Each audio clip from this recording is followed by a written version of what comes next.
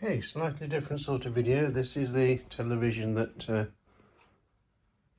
I normally use in the bedroom, and the sound would come on, but there's no backlight.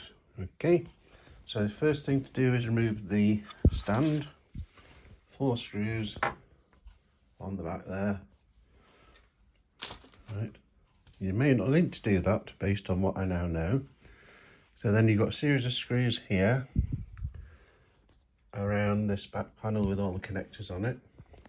Sorry, the JVC, it's a JVC Fire Edition 43-inch Smart 4K, model LT-43CF890 brackets B. Okay, so it's got the 3 HDMIs there. There's one on the side, USB port, and for me it's important with the VGA there because I use it as a computer monitor as well as a bedroom TV.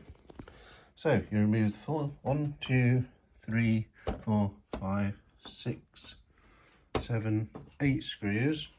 Okay, that allows this, unless you got the VGA mounting on as well. Oh, there's more there, look, that one and that one. They've all got a little arrow up next to them. You can see the little arrow. So if you've got a little arrow next to it, you take those screws out. There they are. That takes the back panel off and reveals not a lot. The board on the right is full of tiny components.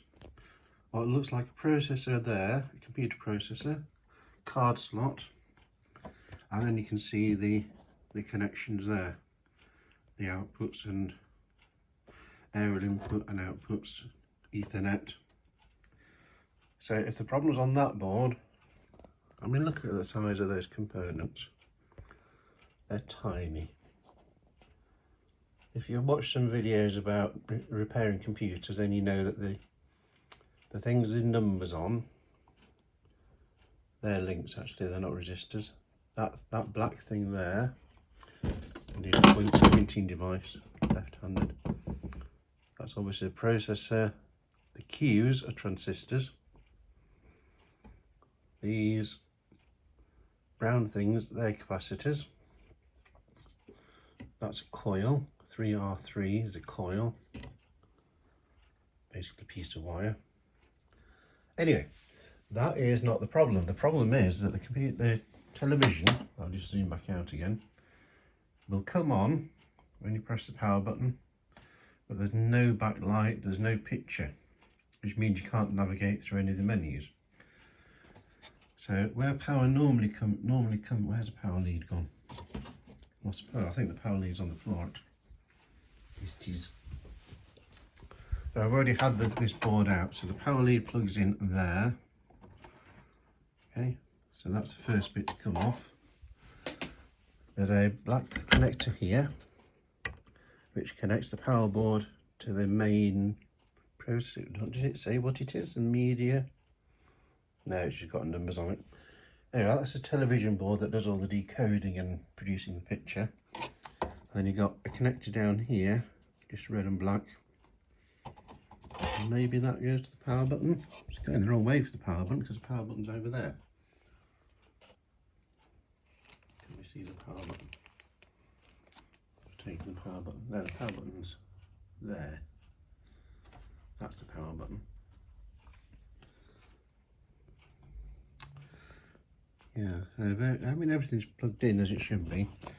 Anyway, so some of the things to check. These are capacitors. I believe they're tantalum capacitors. They could fail, they could go short circuit. There's another one there, there. We've got some big rectifier diodes. Got some capacitors. Again, I can't see anything wrong with those.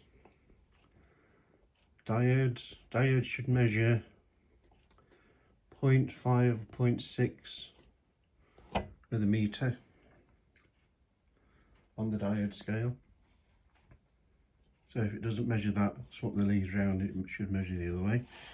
That is a metal, as you hear Big Clive going on about, a metal oxide varistor, which should be high resistance when it's low voltage, like now, and as the device warms up, so to speak, it should go lower resistance. So it's to block inrush currents. yeah, that sort of thing, whatever that is. So we've got another pair of capacitors there. Again, we can't see anything wrong with the tops of the capacitors. We've got what could be a, we've got resistors. There's resistors again. They don't look discoloured at all. That's a, I just saw a transistor there. Yeah, there's a transistor.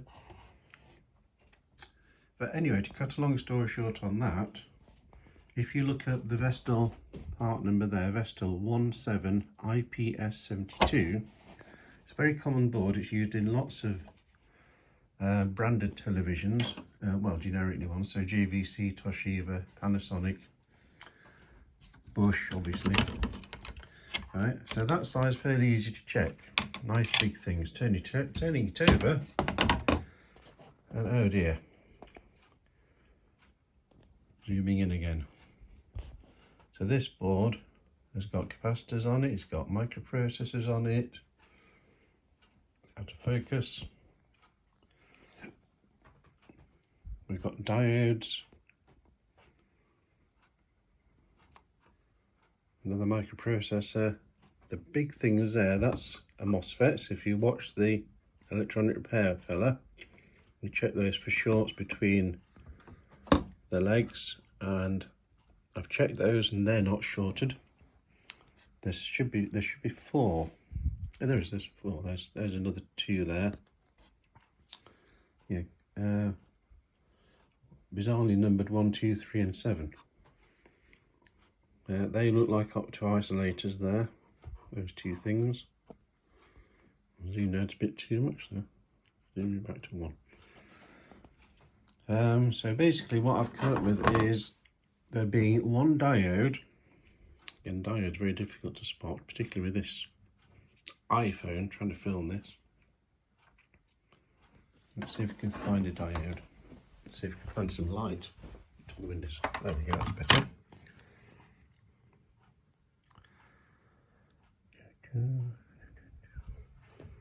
So for scale, that's a computer mouse there next to it. So that's what we're looking at. This is how tiny these things are that we're trying to find. So using a magnifying glass and wearing glasses, I found some diodes, which are these look like capacitors, but they're black. And they've got D next to them on the circuit board. Again, this phone is really no good for doing this. Trains are great, but trying to focus on something this small, it just doesn't want to do it.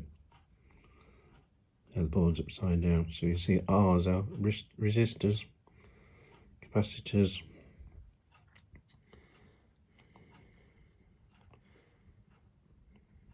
I think we've got a diode there, the black one there.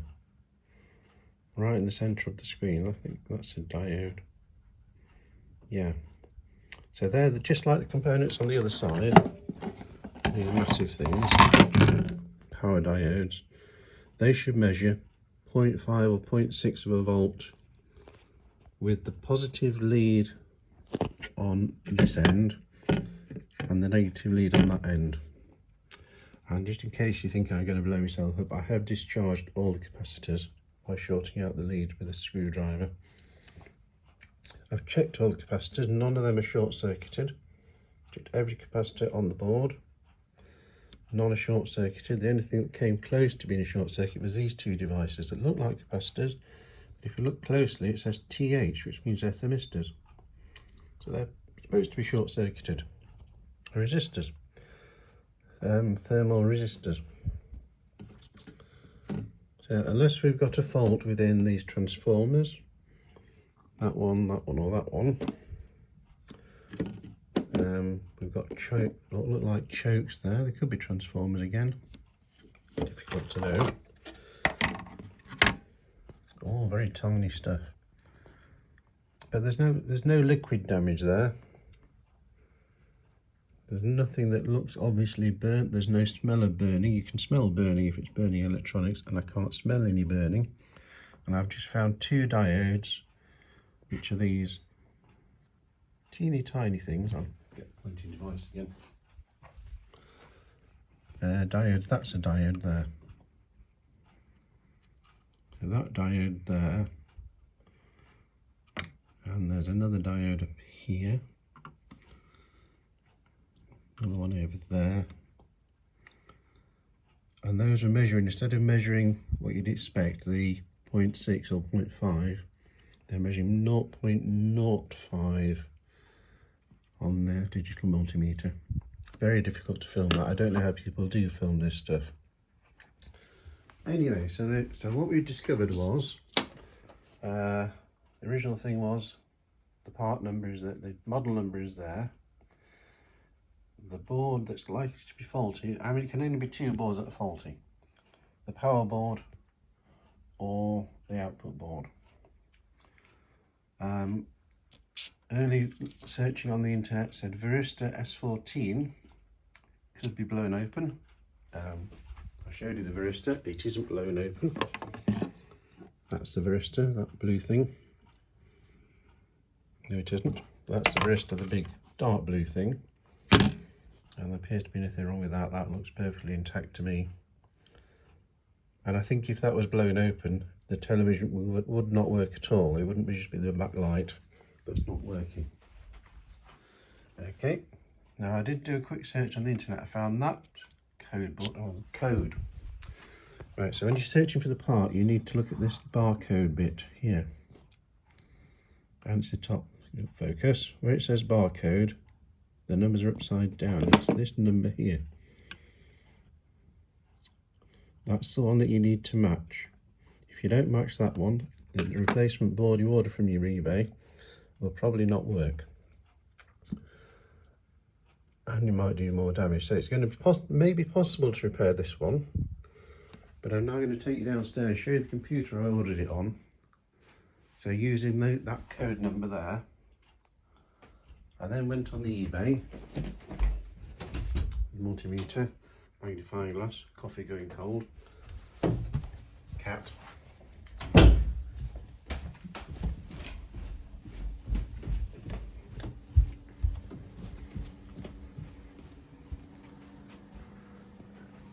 And so that's the magic number there.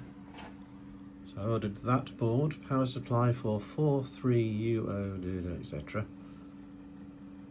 43-inch TV, I17 IPS 72, 23396597, £6.99, including postage, £11.49. Well, if that works, that's from Stay Easy 2. I think it's in Bolton. Certainly one of the companies I was looking at was in Bolton. I mean, you can very quickly go down the rabbit hole with these things. You can start looking for information about metal oxide varistors.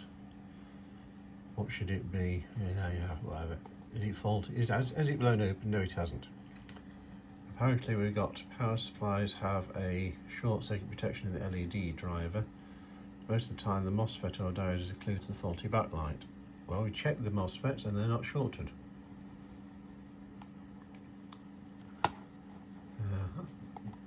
That's you for sale there. Vestal power supplies. I was originally looking for that one. I emailed the seller because that one is a slightly different number. 2351. That's the barcode number. It says it fits various brands and models, but if it's not exactly the same, then it may not work. Sorry about the reflection. The reflection is from the window. Power supply board, delivery. Oh, it says something there about collection from their shop. Oh, there we are. Yeah, Bolton. Edgerton Street, Bolton is where you can collect it from, if you so desire. But I went onto eBay and ordered it on eBay for a total of £11.49. I should get it by the start of next month, and today is the 29th. So they're going to post that off to me. We'll put it in the television, and if it works, there'll be a follow-up. And if I get the other board repaired, I'll show you what I repaired on that as well. Again, the trouble is with the technology I've got in the bedroom, in the workroom at the back, I've got a basic soldering iron, magnifying glass, solder, and some spare bits of boards. I've got lots of big components like resistors, capacitors, so when it comes to repairing something like a power supply, I'm laughing. But if we're trying to repair something tiny like a computer or one of these tiny components, first of all you've got to find the tiny component on a board. There's some on that board there. We're not short of bits and pieces to take it from. There's a power supply board here. It's got some nice big capacitors on it. But unfortunately it wasn't. Is that a Vestal board as well? Oh, there's a surprise. It is. So if I needed a metal oxide varistor, there's one there. Plenty of capacitor. I think I've tried to repair that one because it's got a replacement capacitor there. And these have got black marks on showing I've checked them. And another replacement there, and it still didn't work. We look on that side, we've got exactly the same problem of everything being absolutely tiny. I think the answer is to, what was it, £11.49? £11.49 to replace that board. I think we'll roll a lot of dice then. We'll see if it works. If it works, we've just saved ourselves £200 on a new television box.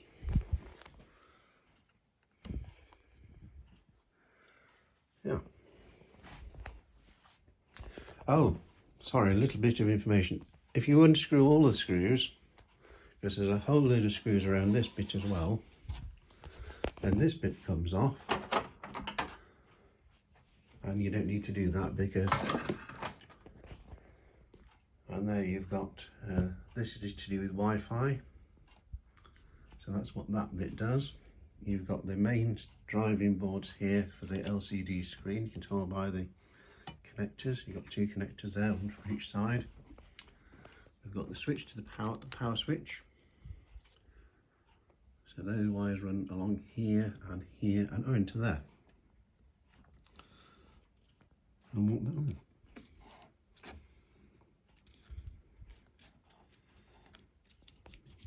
Oh, that's one of the speakers. That's the other speaker. So black and white wire, and black and red, which runs along here into that one. Yeah, so that. So where do those wires run to?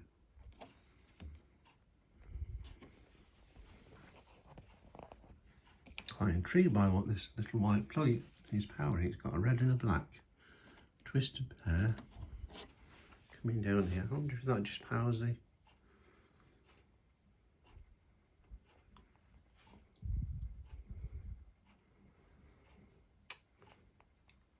Wi-Fi board.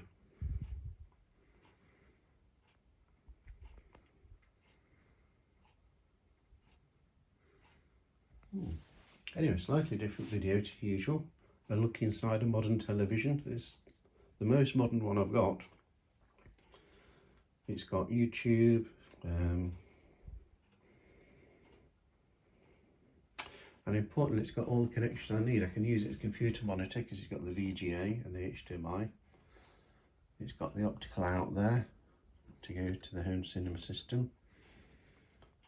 Yeah, so it was a good television. It's a shame I can't buy another one exactly the same from a shop. But they stopped making that. They stopped making the one with the VGA connection. That's me Achilles heel at the moment. I need VGA connection so I can have the twin monitors in the bedroom. Use it as a television or as a computer monitor with a second monitor so I can watch train videos obviously at the same time. Because why wouldn't you? So if I do a repair on this board, I'll do a follow-up. I think it's going to be pretty much impossible to repair these because they're such tiny components. I don't have a rework station, I have soldering iron. Very nice. And there you go, it's 20 minutes of me rambling on about television. That doesn't work. In a few days' time there may be a follow-up. Yeah, so the problem with trying to reset it is that the only button you've got to reset it with is one button. So all you can do is hold that button in for a given amount of time. They suggest 60 seconds of holding the button in with the television off, power it on, still holding the button in, and that resets it. Yeah.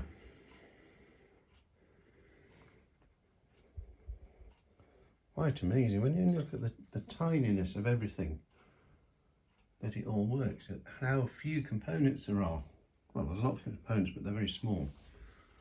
But certainly compared to televisions in the past, we had many components getting very hot. There's very few here. We've got a processor and some support components, and we haven't looked on the other side of that board, but if it's not broken, I'm not shifting it, because I don't want to damage any of these ribbon cables moving it, so I won't move that one yet.